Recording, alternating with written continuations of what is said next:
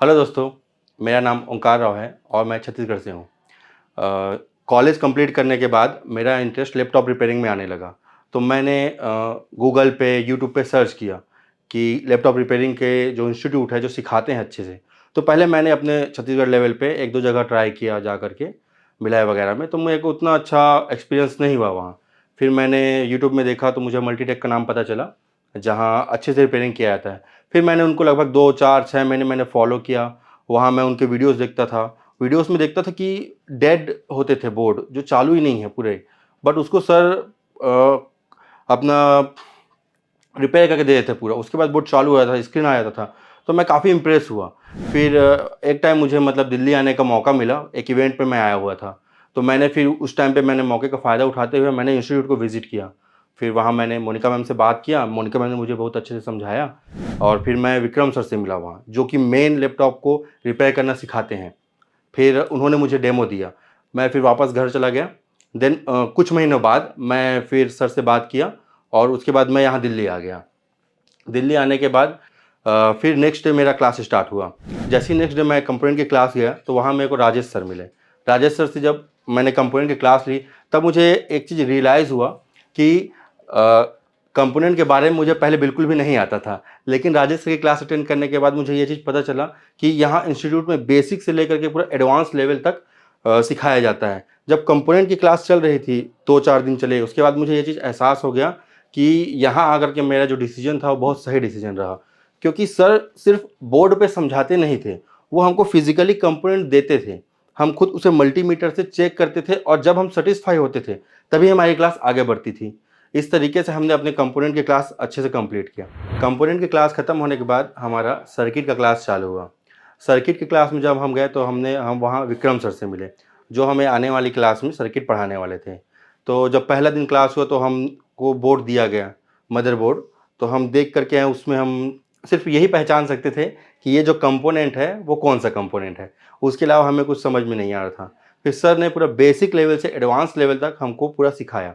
First day जब हुआ तो उन्होंने हमें बेसिक अपीयरेंस ओवरव्यू दिया कि हम क्या-क्या सिलेबस में पढ़ेंगे, क्या-क्या सेक्शंस होते हैं, उसके बारे में पूरा समझाया।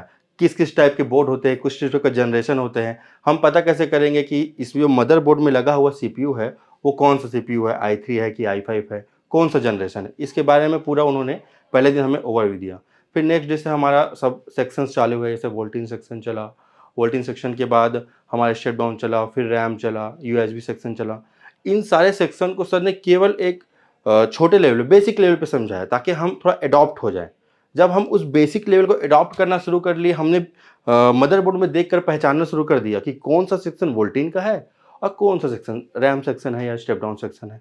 उसके बाद सर ने क्या किया, जब हम बेसिक लेवल पे रेडी हो गए, तो उन्होंने एक लेवल को अप करते हुए स्कीमेटिक लेवल पे हमको लेकर के गए।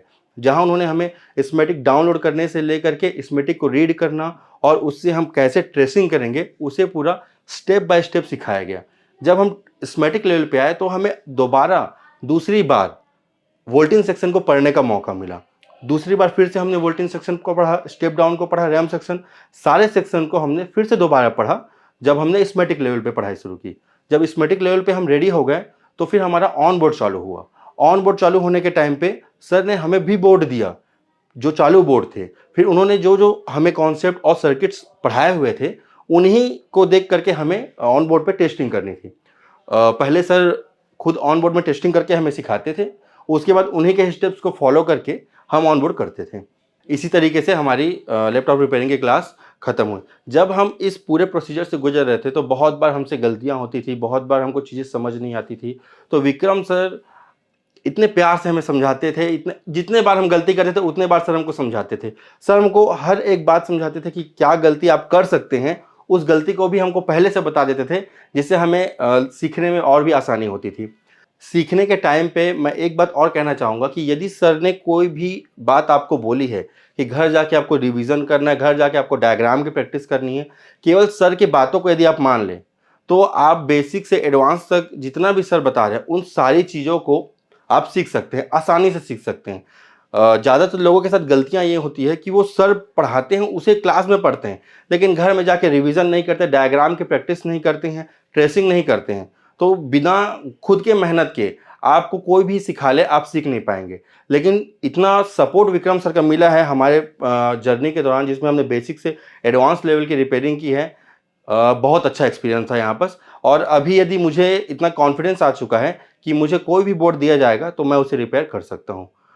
यहाँ मल्टीटेक में मेरा एक्सपीरियंस बहुत शानदार रहा है। मैं जब आया था तो मैं बिगिनर लेवल से था, फ्रेश था, मुझे कुछ भी पता नहीं था।